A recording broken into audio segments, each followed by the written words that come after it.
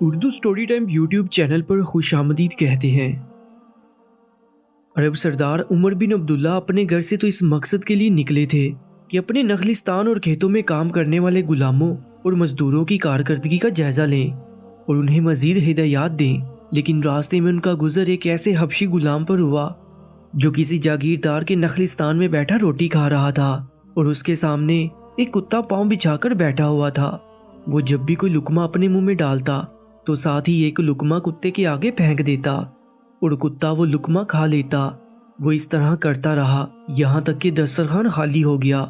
اس طرح اس نے آدھا کھانا خود کھا لیا اور آدھا کتے کو کھلا دیا۔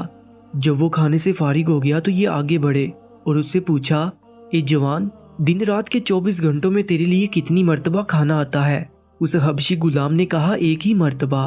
عمر بن عبداللہ کہنے لگے، اور تو رات کو کیا کھاتا ہے؟ حبشی غلام نے کہا، دن کے اگلے پہر کھانا وافر ہوتا ہے اور میں اس میں سے کچھ بچا لیتا ہوں اور رات کو وہ کھا لیتا ہوں، لیکن آج تو نے آدھا کھانا کتے کو کھلا دیا ہے اور آدھا خود کھا لیا ہے، لہٰذا تو رات کو کیا کھائے گا؟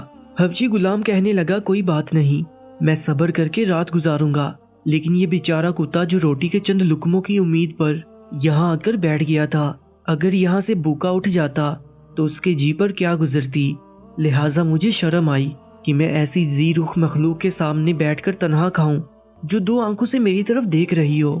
اس حبشی غلام کے یہ الفاظ سن کر سردار عمر بن عبداللہ کے دل پر گہرا اثر ہوا کہ یہ غلام بھی کیا خوب انسان ہے جو ایک حیوان کے سامنے بھی اکیلا کھانے سے شرم محسوس کر رہا ہے، ورنہ کتنے سارے گورے رنگ کے انسان ہیں جو بھوکے انسانوں کے سامنے بیٹھ کر عمدہ کھانے کھاتے رہتے ہیں، اور وہ اس وقت تک کسی کوے یا کتے کو بھی ہڈی نہیں ڈالتے جب تک وہ خود شکم سیر نہ ہو لیں اور ان کے پیٹ میں گنجائش باقی نہ رہے۔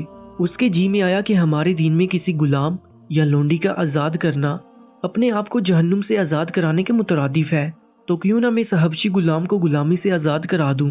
شاید کہ اللہ تعالیٰ میری اس نیکی کو قبول کر لے اور مجھے جہنم سے آزاد کر دے۔ اس نے یہ سوچ کر اس حبشی غلام سے پوچھا، اس باغ کا مالک کون ہے؟ اس نے بتایا کہ اس باغ کا مالک بنی عاصم کا فلاں شخص ہے اور وہ فلاں بستی میں رہائش پذیر ہے۔ عمر بن عبداللہ نے اپنا ذاتی پروگرام منسوخ کر دیا اور لوگوں سے پوچھتا پچھاتا اس بستی میں جا پہنچا جہاں اس باغ اور غلام کا مالک رہائش پذیر تھا۔ اس نے باغ کے مالک سے کہا، صاحب، آپ اس غلام کو فروخت کرنا چاہتے ہیں جو آپ کے باغ میں رکھوالی کرتا ہے؟ جی ہاں، اگر آپ چاہتے ہیں تو جناب میں یقیناً اسے خریدنا چاہتا ہوں، اور باغ کے متعلق کیا خیال ہے؟ وہ بھی فروخت کر سکتے ہو؟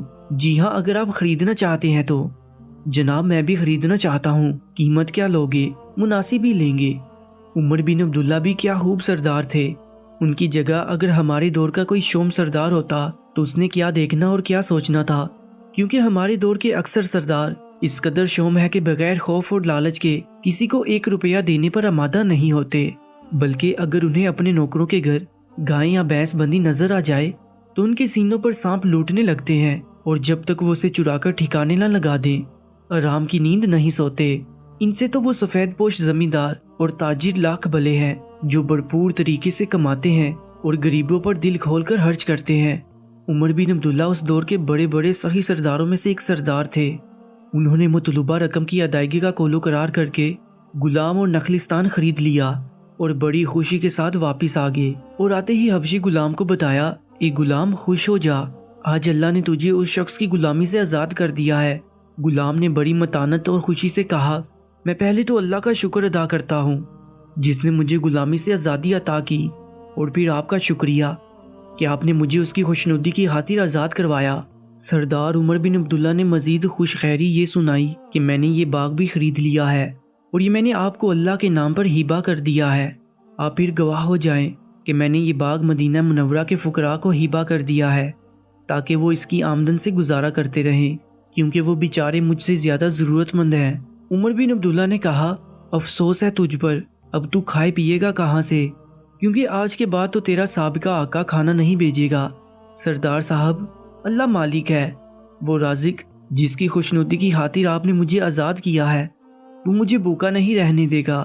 کیا میں صدقہ کر کے اس مالک کا شکریہ ادا نہ کروں جس نے آپ کو میری طرف بھیجا اور آپ نے مجھے آزاد کرایا؟ دوستو، ایسے ہی ایمان فروز واقعات کے لیے Urdu story time YouTube channel کو سبسکرائب کر لیجیے گا۔ اللہ نگہبان۔